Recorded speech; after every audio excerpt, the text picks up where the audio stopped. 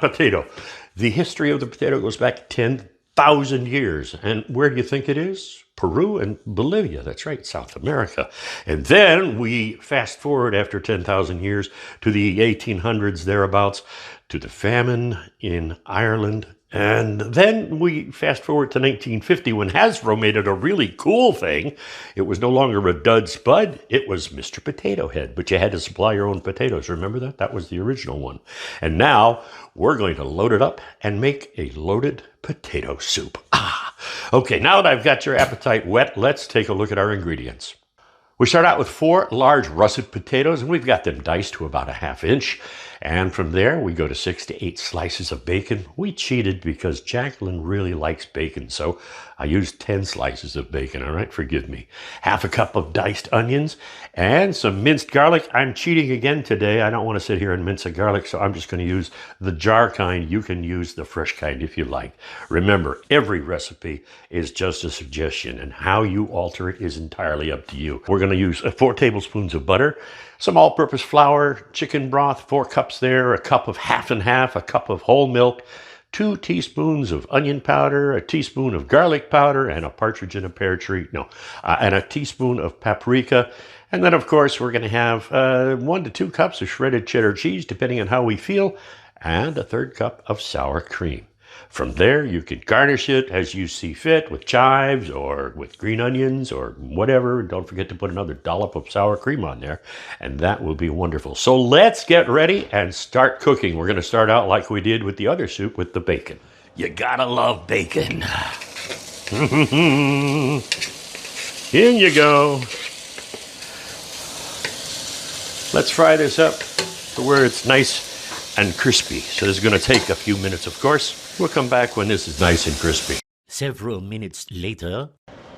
Okay, look at that beautiful bacon. It's nice and crisp. We're going to set it to the side. We're draining it. And now we're going to go ahead and do the onion. So let me throw that in there. We're just going to cook the onion until it's translucent. So this won't take that long.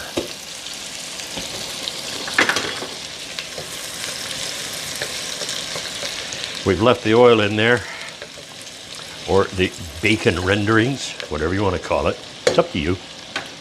I'm easy. You know, I really wish you could smell this because it is absolutely enticing. Next, we add in a generous helping of garlic. Does that look like about a tablespoon to you? Oh, it does now. This you only want to cook for about 30 seconds.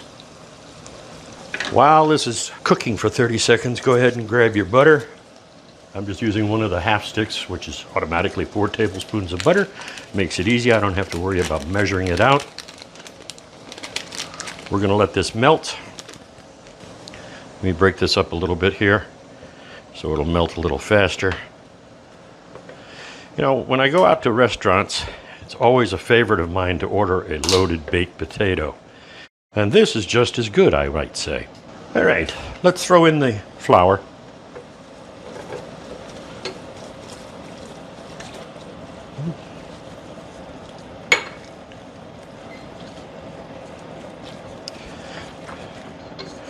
And we want to make sure that this is all gone. Next thing we're going to do is put in our chicken broth. Just keep whisking. Sound like Elmer Fudd when I say that, huh? It's whiskey. Oh, okay. We're going to be doing the potatoes very soon, so we'll need to drain them. Obviously, most people know why we put them in water already. That's to keep them from turning brown once we've already chopped them up. Look, it's starting to really thicken already. All right, half and half, and the milk. Get the milk out of here. And here comes the half and half.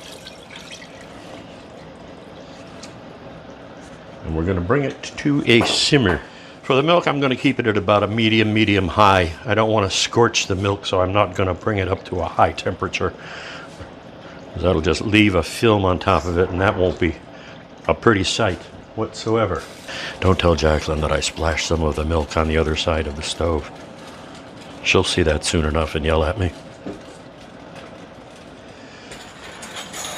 Now that we have it to a low simmer, it's time to throw in our spices. We're going to put in 2 teaspoons of onion powder,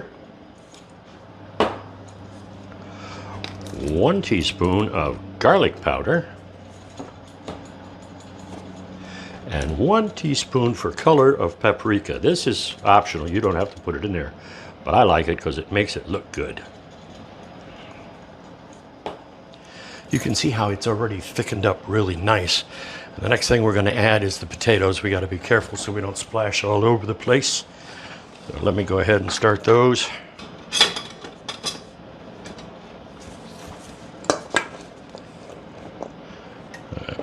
I'm going to put potatoes in like this so we don't splash them all over the place. There we go.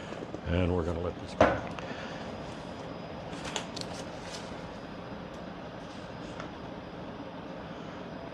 All right, so we've added the diced potatoes. We're going to lower the temperature and we're going to let this simmer for about 15 minutes or so.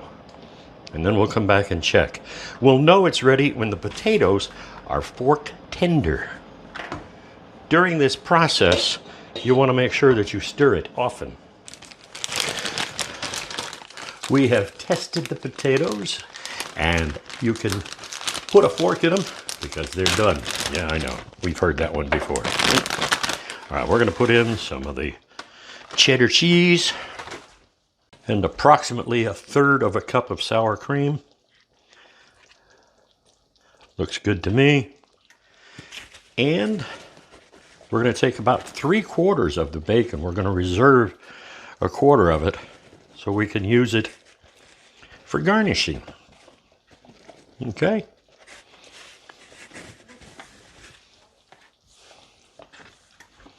Let's stir it up. Look at that nice thick consistency. Oh, that's going to be good. I think we need just a little bit more cheese.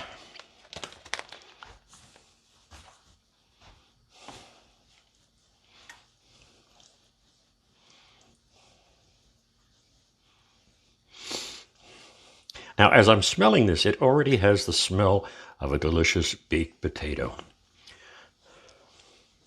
I'm going to go ahead and plate this up and give you a look, and then we're going to enjoy dinner.